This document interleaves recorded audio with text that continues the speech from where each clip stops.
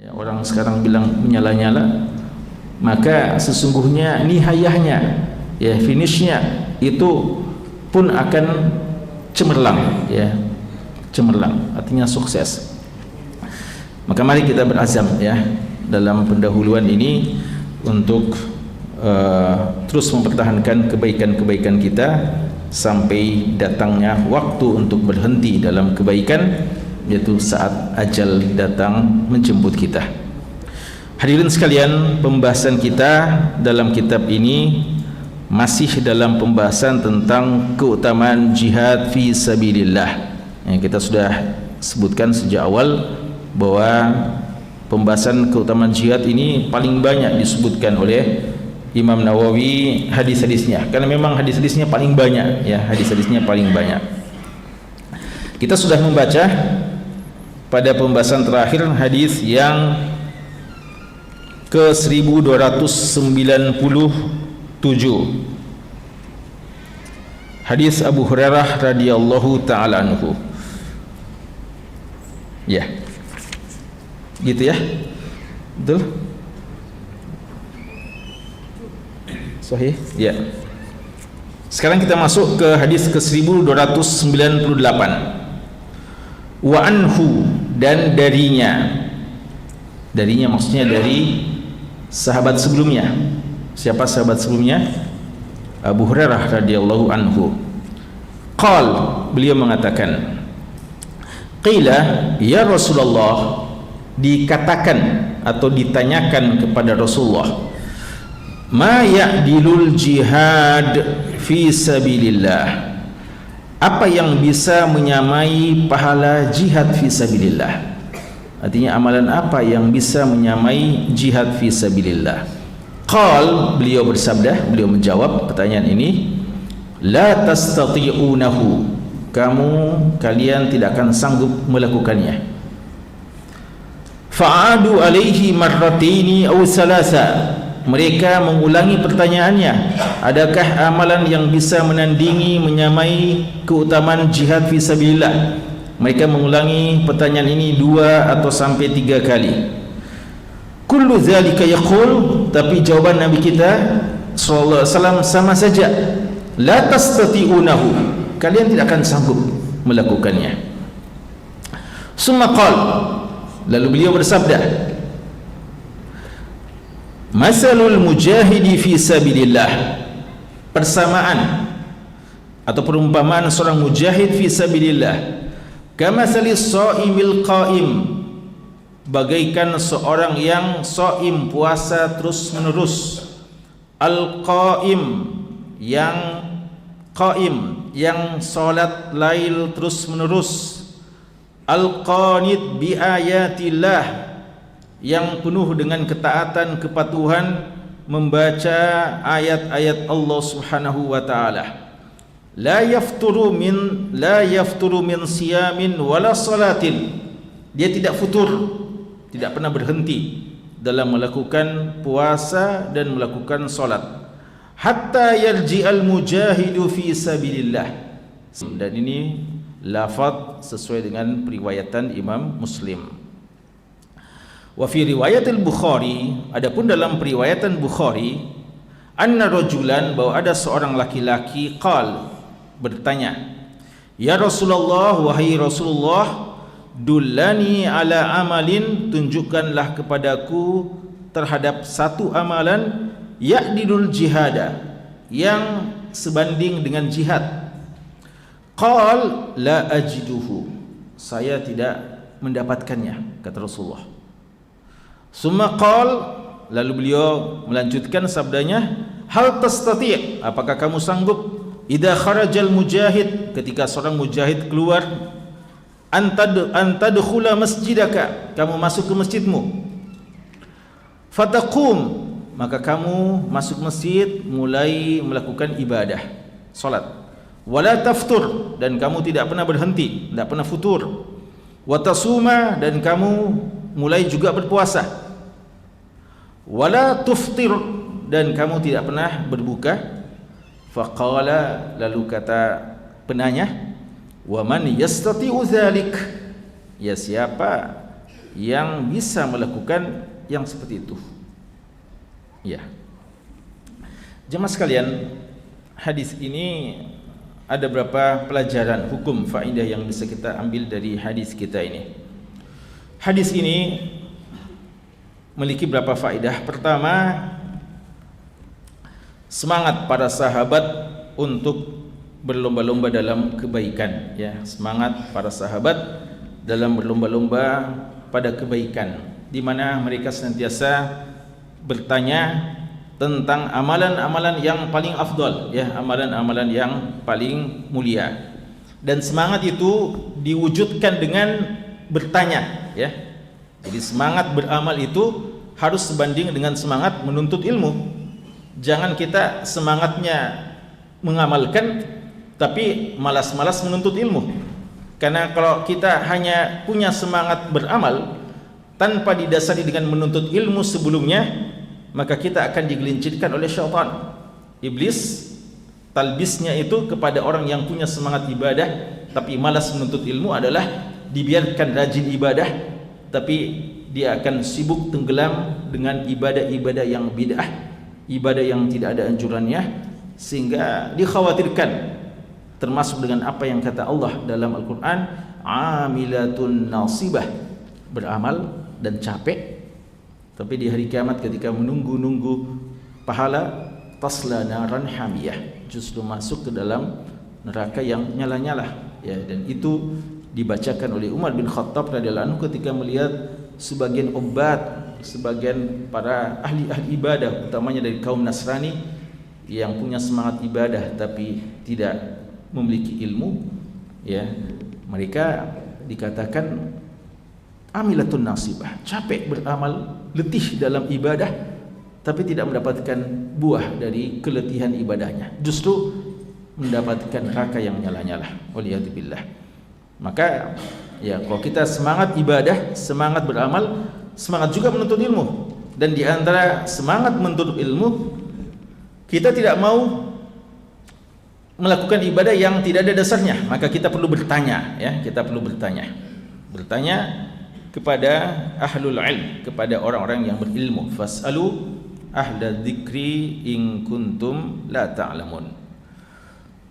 Dan hadis ini juga menjelaskan kepada kita jemaah sekalian bahwa para sahabat itu sudah tahu tentang keutamaan jihad.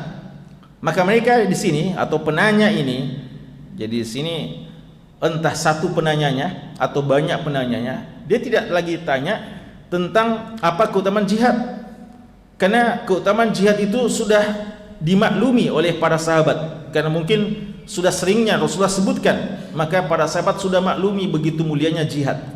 Tapi mereka mencoba bertanya dengan bentuk lain, yaitu kalau memang jihad memiliki keutamaan yang sangat tinggi, apakah ada alternatif yang bisa kita lakukan jika kita tidak sempat jihad?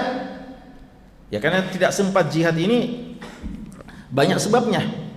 Entah karena memang jihad ini tidak ada saat sekarang, ya, artinya di kondisi zaman kita dan kondisi tempat kita jauh dari medan jihad dan kita tidak diuji oleh Allah dengan hal tersebut, maka kita tidak mungkin melakukannya dan tidak mengada-ngadakannya, ya. Karena ini perlu diingatkan, ya, bahwasanya tidak boleh seorang mengatakan, kenapa kita ini aman-aman terus kita buat ini medan jihad di sini, ya. Itu tidak boleh, ya, karena itu adalah sesuatu yang bertentangan dengan kaidah-kaidah yang ada dalam syariat, ya. Atau ketidaksanggupan kita dalam berjihad karena memang kita tidak sanggup dalam artian mungkin ada yang sakit, ya, ada yang lemah, ada yang memiliki cacat yang tidak memungkinkan untuk itu, dan memang ada saja orang yang mendapatkan dispensasi untuk tidak ikut berjihad karena rukhsah bagi mereka, ya, seperti yang Allah katakan, laisa 'alal a'ma haraj wala 'alal a'raj harajun wala 'alal maridi haraj, tidak dosa, ya, orang yang buta, orang yang pincang, orang yang sakit untuk tidak pergi berjihad. Atau mungkin karena sebab, ya, ada orang yang memang merasa bukan bidangnya. Ya, dia merasa bidangnya dia ini menuntut ilmu, bidangnya dia ini adalah ibadah. Apakah tidak bisa? Tidak usah saya pergi berjihad, saya sibuk saja dengan hal yang saya dibukakan untuk lebih cocok di situ.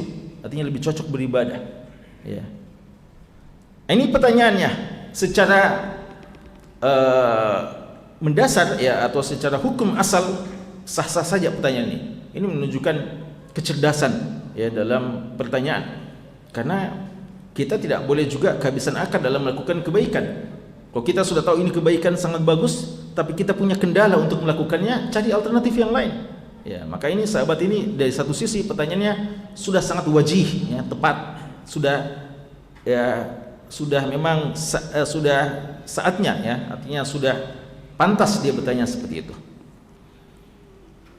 Dan hadis ini juga jemaah sekalian menunjukkan kepada kita bagaimana ada penuntut ilmu ketika ada yang bertanya, maka kita semuanya mengambil manfaat dari pertanyaan tersebut. Sini Abu Hurairah tidak mengatakan sa'altu Rasulullah. Ya, Abu Hurairah tidak bilang saya bertanya kepada Rasulullah. Beliau bilang qila, ada yang tanya, ada yang bertanya, ada yang mengatakan. Jadi para sahabat itu bukan hanya memperhatikan jawaban Rasulullah ketika dia penanyanya, tapi seharusnya kita ketika ada yang bertanya dengarkan dengan baik-baik, karena kadang pertanyaan itu juga kita butuhkan, cuma tidak sempat terlintas pada benak kita. Padahal kita juga sebenarnya butuh, ya. Karena ada itu kan orang tidak tahu apa yang dia mau tanya, ya. Padahal banyak sekali dia butuhkan, ya. Bukan karena sudah tahu semuanya, bahkan justru karena dia tidak tahu apa dia mau, karena tidak yang dia tahu umpamanya, ya. Jadi apa yang boleh ditanya? Padahal banyak sekali sebenarnya yang bisa ditanya. Karena itu kalau kita tidak bisa bertanya, jangan kita termasuk juga orang yang tidak mau mengambil manfaat dari pertanyaan orang lain, ya. Jadi biasa ada orang sudah lama diskusinya, ustadznya sudah ditanya berkali-kali pertanyaan dan ustadznya sudah menjawab, dia tidak perhatikan. Lalu setelah siapa lagi? Langsung saya. Apa pertanyaannya? Sudah minta dijawab, ya, sudah ditanya tadi, ya. Oh, afwan, saya tidak perhatikan. Itu menunjukkan kurang beradab dalam menuntut ilmu.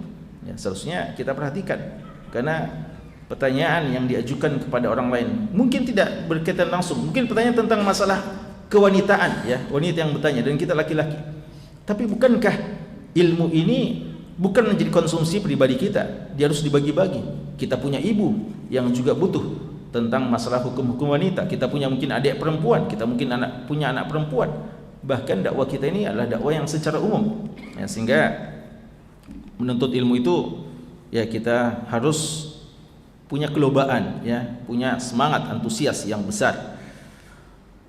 Kemudian jemaah sekalian, lihatlah jawaban Nabi kita sallallahu alaihi wasallam ketika ditanya, adakah yang lebih afdol daripada jihad fi sabilillah? Kalau dalam riwayat Imam Muslim, beliau bilang la tastati'unahu. Beliau bilang kalian tidak sanggup, ya, dalam bentuk jamak, kalian tidak sanggup. Kalau dalam riwayat Imam Bukhari ini, beliau langsung bilang la ajidu, saya tidak dapat, ya. Dan ini kata ulama kita menunjukkan bahwa jihad ini memang adalah amalan yang nafilah yang paling afdal. Kalau kita tidak mengatakan jihad ini wajib, dan memang dia bukan wajib secara aini, ya, wajibnya adalah kifai, ya. Tapi dia adalah hal yang tidak wajib secara ini, yang paling afdal dari semua ibadah-ibadah yang tidak wajib, ya. Jadi dia mungkin hanya dikalahkan oleh rukun-rukun Islam. Makanya sudah kita sampaikan dalam beberapa ta'lim bahwa bahwa jihad ini adalah rukun Islam yang keenam, ya, bagi sebagian ulama kita. Kalau memang bisa ditambah rukun Islam itu, maka yang paling layak dijadikan rukun Islam yang keenam adalah jihad fisabilillah. Jadi Rasulullah ketika ditanya adakah yang bisa menandingi, ya, artinya saya ini tidak bisa jihad, siapa tahu adalah juga amalan yang bisa dengannya saya berkompetisi dengan para mujahid. Rasulullah bilang la ajid, tidak ada, ya, saya tidak mendapatkan amalan yang lebih afdal daripada jihad. Kalau jawab dalam Sahih Muslim, seakan-akan ada ruang untuk itu. Maksudnya ada sebenarnya. Cuma la tastati'unahu, kemungkinan besar kalian tidak sanggup. Kemungkinan besar kalian tidak sanggup. Jawaban kalian tidak sanggup, penanya ini penasaran, ya, penanya ini penasaran. Tidak sanggup, jangan-jangan sanggup, ya. Tapi Rasulullah sangka saya tidak sanggup, ya. Jadi mudah-mudahan bisa. Maka mengulangi lagi sampai 3 kali. Ya, ini menunjukkan semangat, ya, semangat. Tapi Nabi kita sallallahu alaihi wasallam juga jawabannya sama, tidak sanggup. Ya, agar tidak terus penasaran, beliau akhirnya menjawab, ya, menjawab, memberikan alternatif bahwa bisa saja kalau kamu sanggup. Gimana itu? Perumpamannya, amalan yang bisa menandingi jihad. Catat ini baik-baik, ya. Yaitu ketika ada seorang mujahid fisabilillah yang keluar berjihad.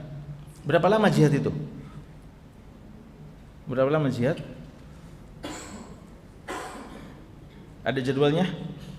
Tidak ada, ya. Bisa 1 hari, bisa 2 hari, ya. Bisa 19 hari sebagaimana sebagian ghazwah terjadi. Bisa berbulan-bulan.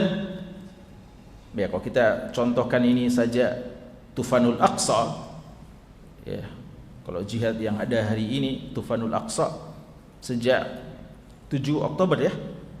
7 Oktober 2023. Lalu 2023. Sudah 1 tahun lebih, subhanallah.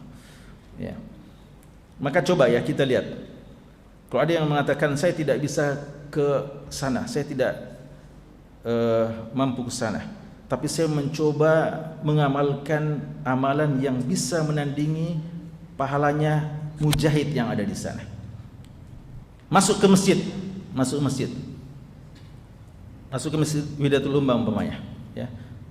Masuk ke masjid Widatul Ummah, atau masuk ke Masjid Aqsa seandainya bisa, tapi tidak berjihad, sholat saja, ya.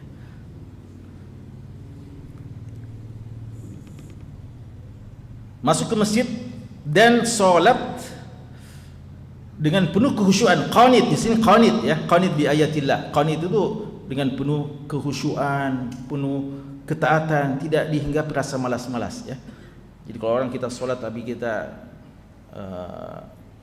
tidak serius sholat, ya, kaki kita ini seperti kayak bersandar, ya, lalu nunggu-nunggu kapan ruku, ya, berarti tidak masuk qanit. Qanit itu adalah terus menikmati, ya, ibadah itu. Kita masuk ke masjid lalu ibadah sampai kapan? Ya, sampai ibadah sunnah maksudnya, sampai sang mujahid pulang. Ya, kalau kita sekarang yang masih terjadi umpamanya, berarti 1 tahun, ya, 1 tahun. Tapi jangan berhenti, karena belum berhenti di sana, ya, belum berhenti. Maka kita lanjut terus, lanjut, ya, tanpa jedah. Ada yang bisa? Ya, mungkin dibilang saya kalau sholat kurang bisa. Tapi gimana kalau puasa sunnah saja? Ya, kan ada orang sholat sunnahnya kuat, puasa sunnahnya tidak terlalu, ya. Seperti Abdullah bin Mas'ud, beliau bilang, saya kalau disuruh pilih antara sholat sunat dan puasa sunnah, saya lebih pilih sholat sunat. Karena kalau saya puasa sunnah, biasa justru membuat saya agak lemah untuk sholat sunat. Padahal Abdullah bin Mas'ud juga banyak puasa sunnahnya, tapi beliau bilang kalau saya puasa sunnah biasa lemah, maka beliau lebih memilih sholat sunnah. Ada juga sebaliknya, ada orang yang mungkin sholatnya tidak terlalu istimewa, sholat sunatnya tidak terlalu banyak, tapi puasa sunnahnya, masya Allah, kuat berpuasa. Nah, jika ada yang bilang, kalau alternatif sholat tadi terus menerus sampai mujahid pulang, kayaknya berat. Gimana kalau puasa? Ya, saya selama ini puasa Daud, ya, kita katakan, atau saya selama ini puasa anak muda, ya, puasa syabab. Apa maksudnya antum puasa syabab? Artinya saya tiap hari puasa, Ustaz, ya, sampai saya bisa nikah, ya. Tapi itu puasa ada buka puasanya, ya, ada buka puasanya. Kalau di sini 1 tahun antum puasa, ya, seandainya jihadnya 1 tahun, ya, antum puasa terus tanpa ada bukanya, tanpa buka, bisa? Ya. Makanya Rasulullah bilang la tastati'unahu. Sejak awal beliau bilang kalian tidak sanggup. Tapi karena sahabat ini penasaran, maka beliau bilang begitu gambarannya, ya, begitu gambarannya. La salatah, ya. La yafturu min siyamin wala salatin hatta yarji mujahid fi sabilillah. Lalu sahabat bilang, "Wa man yastati'u dzalik?" Ya, memang siapa yang bisa seperti itu? Mungkin ada yang mengatakan, ya, dan memang sebagian ulama kita ketika ditanya, kira-kira kenapa mujahid itu lebih afdal daripada orang yang salat sunnah atau puasa sunnah? Ada yang mengatakan karena kalau orang puasa sunnah dan salat sunnah itu dia ibadah yang sifatnya apa? Qasirah. Apa artinya sifatnya qasirah? Artinya ibadah yang kembali pada dirinya sendiri. Tidak dirasakan manfaatnya oleh banyak orang. Bukan ibadah sosial. Maka jangan-jangan ya jihad itu lebih afdal daripada salat sunnah dan puasa sunnah, karena jihad itu memang manfaatnya untuk banyak orang. Adapun kalau puasa dan salat cuma untuk diri pribadi saja. Bagaimana kalau dibandingkan jihad dengan ibadah sosial lainnya? Maka kita katakan juga jika dibandingkan dengan ibadah sosial lainnya, jihad tetap paling afdal. Apa dalilnya? Allah Subhanahu wa taala mengatakan dalam Al-Qur'an di surat At-Taubah, aj'altum siqayatal hajj wa imaratal masjidil haram kaman amana billahi wal yawmil akhir wa jahada fi sabilillah la yastawuna 'inda Allah wallahu la yahdil qauma adh-dhalimin. Di ayat 19 ya, di surat At-Taubah Allah mengatakan aj'altum siqayatal haji. Apakah kalian itu menganggap orang yang kasih minum, memberikan minum jamaah haji, ini kan termasuk amalan yang sangat mulia ini ya. Antum bisa bayangkan ya, kalau haji itu di musim panas yang sangat terik, haus sekali kita. Sangat bergembira kalau kita dengar sabil ya. Itu kalau ada yang bagi-bagi minuman itu di sana ya, suruh bilang sabil. Ya sangat gembira kita, terima kasih. Ya. Banyak sekali pahalanya, dan ini pekerjaannya orang-orang dermawan terdahulu, sejak dahulu. Mereka memberikan minum kepada jamaah haji.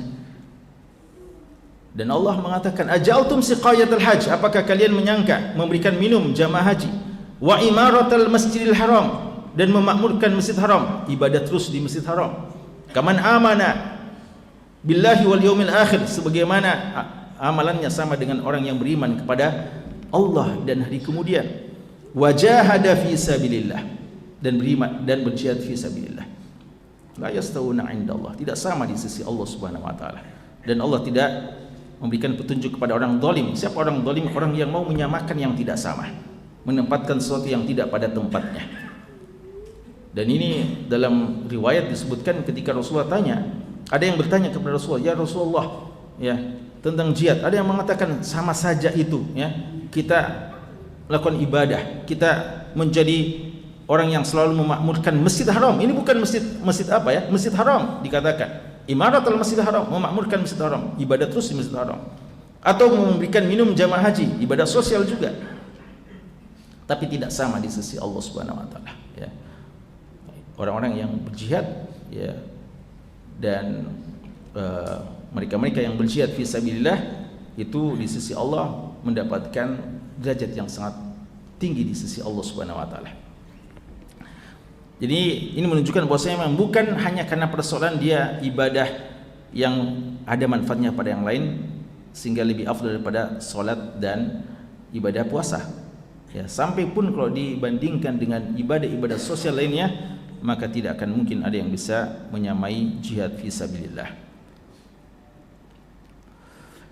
Kemudian ikhwas sekalian, hadis yang berikutnya, hadis yang masih dari Abu Hurairah radhiyallahu anhu, anna Rasulullah sallallahu alaihi wasallam qaal, bahwasanya Rasulullah sallallahu alaihi wasallam bersabda, min khairi ma'ashin, di antara ma'isyah yang terbaik, di antara pekerjaan yang terbaik, min khairi ma'ashin nas, di antara pekerjaan yang terbaik bagi manusia, lahum rajulun, yaitu seorang laki-laki, mumsiku bi anani farasihi fi sabilillah, seorang yang memegang tali kendali kudanya fi sabilillah. Yatiru ala matnihi, dia terbang di atas punggung kudanya, artinya dia berlari secara cepat menunggangi kudanya tersebut. Kullama sami'a hay'ah, setiap dia mendengarkan panggilan atau suara panggilan jihad, au faza'ah, faza'ah suara yang lebih keras lagi, ya, ada seruan jihad fi sabilillah, tara alaihi, maka dia cepat terbang menujunya, artinya dia merespons dengan positif panggilan tersebut. Yabtaghi al-qatla, dia menginginkan atau dia ingin berjihad fi sabilillah, wal mauta, dan wal mauta madhannahu, ya, dan dia ingin untuk meninggal syahid fi sabilillah. Au rajulun fi Gunaimah, atau di antara pekerjaan yang baik yang kedua adalah seorang yang berada di Gunaimah. Gunaimah artinya dia melakukan dia beternak, ya, fi ra'si syafa'ah, di mana dia berada di bukit atau di puncak bukit, min hadhihi asy-sya'af, fi ra'si sya'afah min hadhihi sya'af, dia berada di ujung atau di puncak dari bukit-bukit yang ada. Au batni wadin, atau di lembah, min hadhil audiyah yuqimus salata, apa dia kerjakan? Dia di tempat isolasinya, itu uzlahnya, dia melakukan salat, wa yu'tiz zakata, dia tetap menunaikan zakat, wa ya'budu rabbahu, dan dia beribadah kepada Rabbnya, hatta ya'tiyahul yaqin, sampai datang kematian kepadanya. Laisa minan nasi illa fi khairin, ya, tidak ada dari manusia kecuali dalam kebaikan. Hadis ini hadis yang sahih diriwayatkan Imam Muslim, ya. Hadis ini sebenarnya sudah pernah disebutkan sebelumnya oleh Imam Nawawi di hadis tentang uzlah, hadis yang bernomor 601, hadis nomor 601. Artinya, ya, sekarang ini hadis sudah hampir hadis ke 1300, ya. Jadi hadis 601 mungkin 10 tahun yang lalu, ya, atau 15 tahun yang lalu mungkin, ya. Masih ada yang generasi 15 tahun yang lalu di sini. Ya, karena kita ulangi, ya, kita ulangi sedikit syarahnya. Ada beberapa pelajaran penting dari hadis kita ini, ya. Secara singkat, ya. Pertama, hadis ini menjelaskan tentang profesi yang terbaik, pekerjaan yang terbaik, ya, utamanya di masa-masa fitnah. Di antara pekerjaan yang terbaik adalah seorang yang selalu siap berjihad fisabilillah. Itu seorang yang memegang tali kendali kudanya untuk berada fisabilillah. Dan ini seorang yang Masya Allah selalu bersiap-siap, dan kapan ada panggilan dia terbang, ya, artinya menyambut dengan sigap, dengan penuh semangat panggilan-panggilan jihad tersebut. Ini kata Nabi kita Sallallahu Alaihi Wasallam adalah manusia yang terbaik, manusia yang siap berjihad fisabilillah dan siap mati fisabilillah. Ini profesi yang terbaik, ya, dan dikatakan sebagai maisha yang terbaik. Kenapa maisha yang terbaik? Ju'ila rizqi tahta dhilli rumhi, dan dijadikan rezekiku itu di ujung tombakku, ya. Artinya beliau, di antara rezeki beliau yang halal adalah ghanimah yang Allah halalkan kepada beliau. Maka ini sebenarnya pekerjaan yang terbaik, profesi yang terbaik para mujahid fi sabilillah. Atau orang yang beruzlah. Orang yang beruzlah di ujung-ujung atau di puncak-puncak bukit gunung yang terpencil, atau di lembah-lembah yang jauh dari keramaian orang. Apa yang dilakukan? Mereka melakukan ibadah kepada Allah, salat, menunaikan zakat, dan beribadah kepada Allah hingga datang kematian kepadanya. Ya. Ini dua keutamaan. Ya kelihatannya agak berseberangan atau sangat berbeda. Satunya berjihad, satunya menjauhkan dirinya, beruzlah dari keramaian orang. Tapi dua-duanya adalah manusia yang paling mulia, karena mereka adalah orang-orang yang cinta kepada Allah Subhanahu wa taala. Cinta kepada Allah, berjuang karena Allah Subhanahu wa taala. Cinta kepada Allah karena mereka sibuk beribadah kepada Allah. Orang kedua, sibuk beribadah kepada Allah, menjauhi keramaian orang. Namun kalau kita masih mau membandingkan antara dua ini, maka yang mana lebih afdal? Yang pertama atau yang kedua? Yang pertama.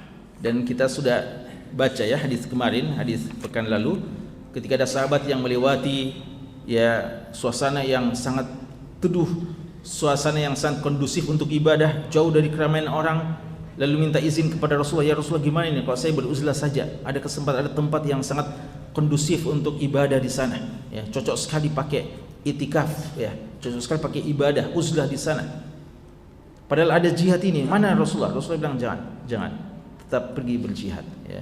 Berarti kalau memang harus dibandingkan antara dua ini, tetap jihad yang lebih utama. Namun ketika kondisi tidak ada jihad dan keadaan uzlah ini, harus diingat ya, keadaan uzlah ini bukan kondisi seperti saat sekarang ya, kondisi di mana seseorang tidak lagi mendapatkan seorang yang beribadah kepada Allah. Dia yang mendapatkan kondisi semua masyarakat sudah sangat rusaknya, dan kapan dia berinteraksi dengan mereka dia gabung sama mereka, pasti dia rusak dan tidak mungkin dia bisa mendakwahi mereka ya. Di saat itulah baru diizinkan untuk beruzlah, pergi ke lereng-lereng gunung, pergi di gua-gua, pergi ya di tempat-tempat yang sangat terpencil, beribadah kepada Allah, biar makan akar-akar kayu sampai bertemu dengan Allah Subhanahu wa taala. Itu alternatif yang Rasulullah sampaikan kepada Hudzaifah bin Yaman radhiyallahu anhu.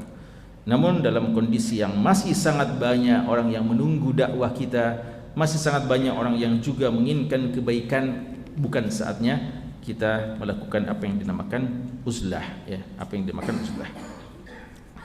Ya sekian dulu, masih banyak hadis-hadisnya insyaallah di waktu-waktu yang berikutnya. Wallahu taala alam, sallallahu ala nabiyina Muhammad wa ala alihi washabbihi wasallam, walhamdulillahi rabbil alamin.